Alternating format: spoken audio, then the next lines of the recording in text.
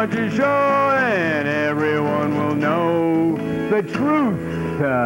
Yes, ladies and gentlemen, welcome to the Sam Denay Watchdog Show. We are here to, first of all, entertain everybody, make sure everybody has a good time, and I'd like to welcome everybody in the audience. Thank you you all for coming. Anyway, our program today and throughout the near future is going to have various guests coming on the show, and we're going to have a great dialogue. There's no rehearsal, no cue cards, and what's that? Who's that back there? Billy Joe Bob Knucklehead? Is that you? Oh, what do you want? Come on up here, I can't hear you. Come on, Billy Joe. Ladies and gentlemen, just to take a moment here, we have well, you'll enjoy this maybe. This is Billy Joe Bob Knucklehead.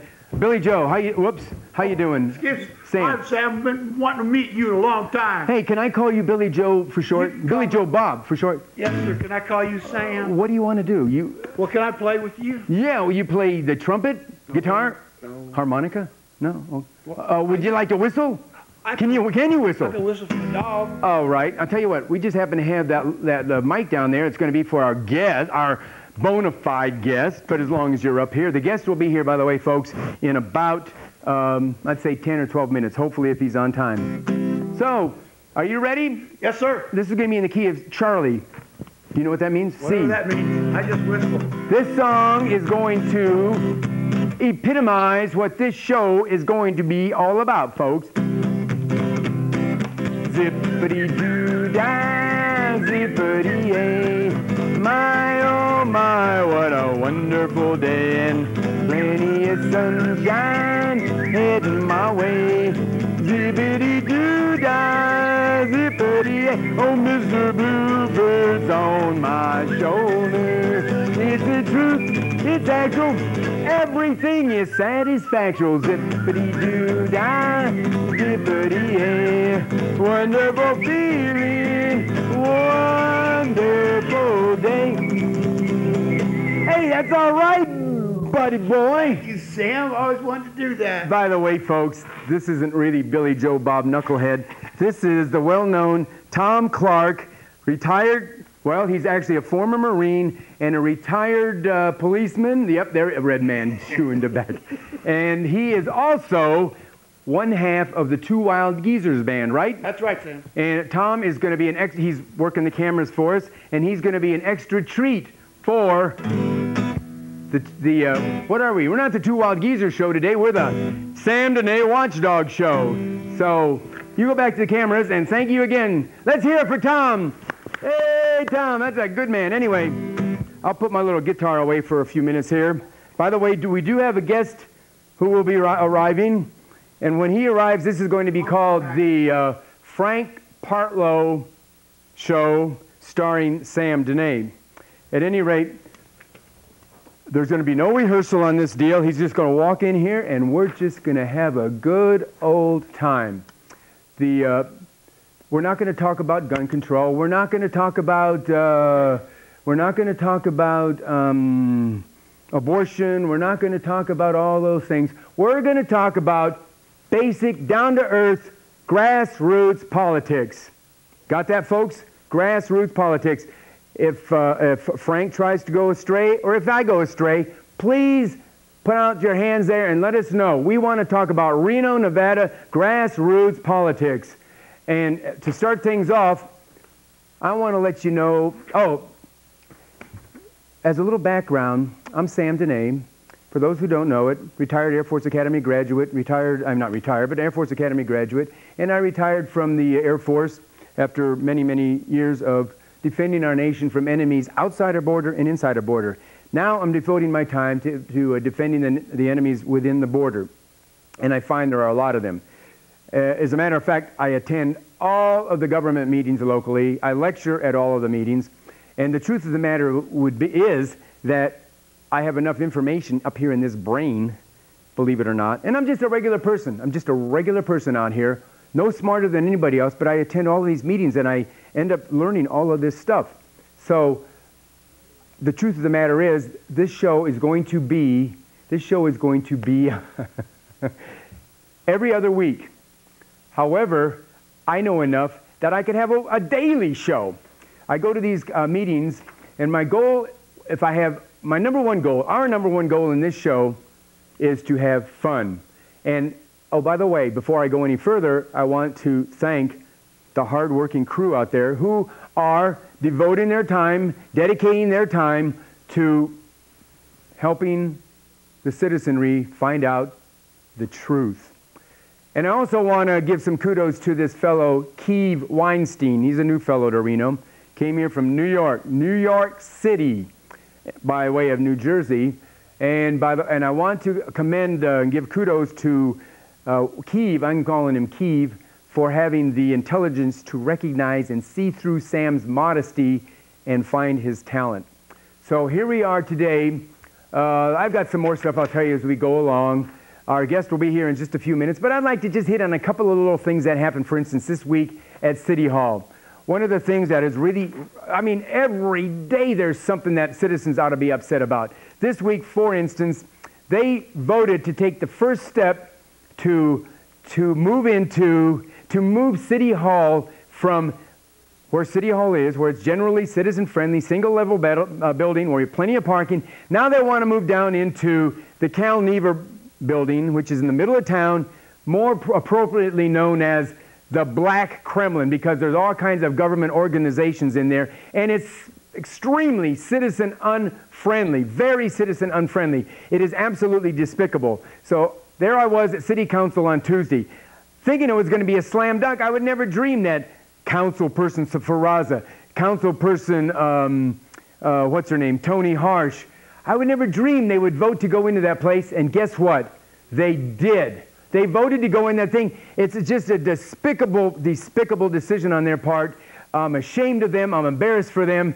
It conjures up all sorts of, what can I say? All sorts of thoughts of offshore bank accounts, kickback contracts, because there's no justification for having that, the city council meetings in that building. And even worse than that, folks, is the fact that there's virtually no parking for the citizens there.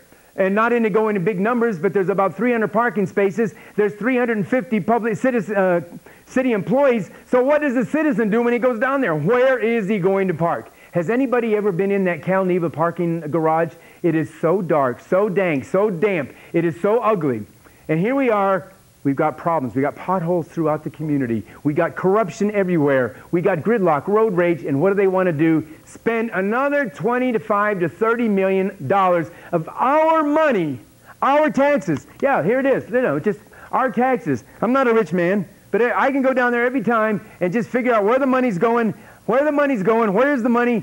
I flat my $100 bill out there. I can bet every time what they're going to do. They're going to mutilate the citizens. I call them citizen molesters, because that's really what they are. Our elected officials think that they think that they're an oligarchy by dictatorship, and it's just flat disgusting. That's just one thing. Then what about Mr. Griffin, the man masquerading as a mayor down in Reno? Mr. Griffin? Mr. Griffin says he's not going to run for mayor again. You hear that, folks? He's not going to run for mayor anymore.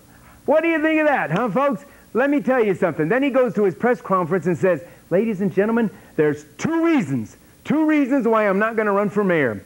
And he says, well, it's because of my family, good of the community. Well, the truth of the matter, if it was two reasons, the reason number one would be Sam Dehne.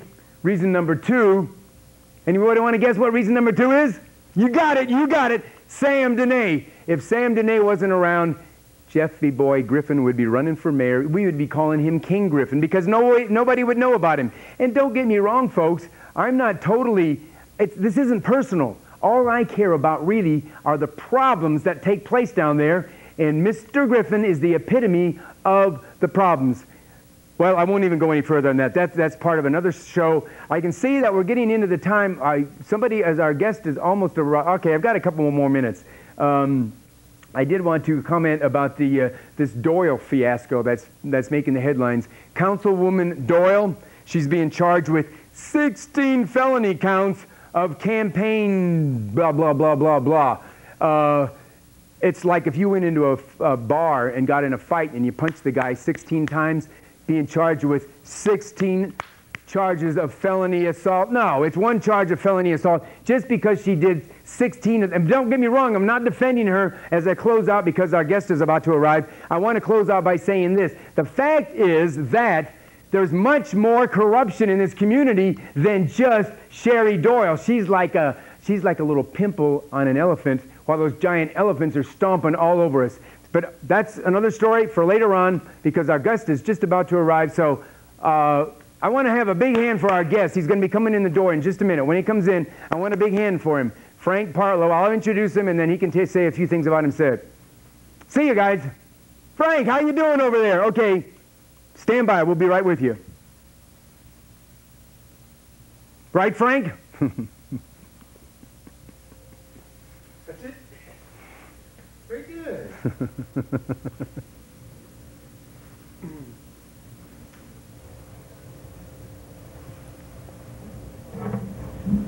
Speak.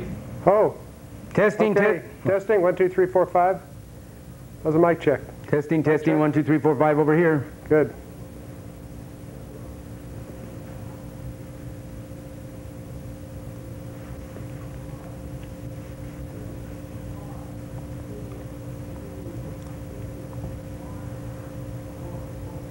Ladies and gentlemen, I want to introduce our special guest, Frank Partlow. How you doing, Frank? Can I call you Frank? Yes, you can. Yeah.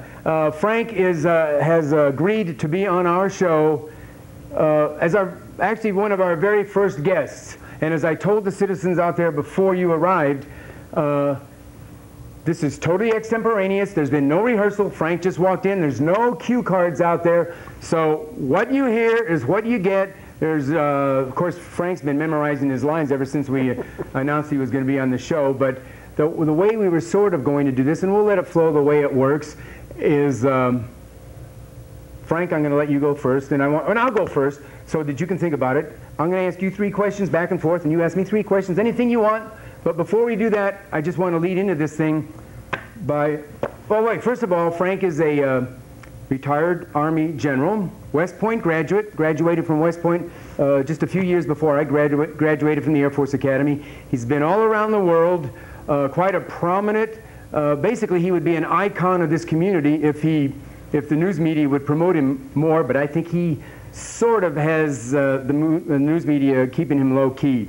And actually, why don't you say a few things more about yourself, because if you like. I think what people might be most interested in about me is, and where the news media hasn't been helpful to me, Sam, is what I do now. I mean, I am a retired Army Brigadier General, and I did a lot of work for my country in a variety of different ways, including serving in combat and negotiating with the Russians and all of that sort of thing. But here I'm called a lobbyist, and that's really not quite true. What a lot of people need to know about me is I publish a private newsletter for my business clients, and I've published 140 of them since April of 1991. That's what I really do for a living. And that's why I go to the same city council meetings that Sam Dehne goes to, and we see a lot of the same things, and actually think probably more about these things, more alike about these things than a lot of people would suspect. So I think that's probably easy for him to say. And Frank does a darn good job of it, even though I don't always agree with him, and that's putting it mildly. Well, on behalf of dear Frank and West Point, and this is West Point week, folks, by the way.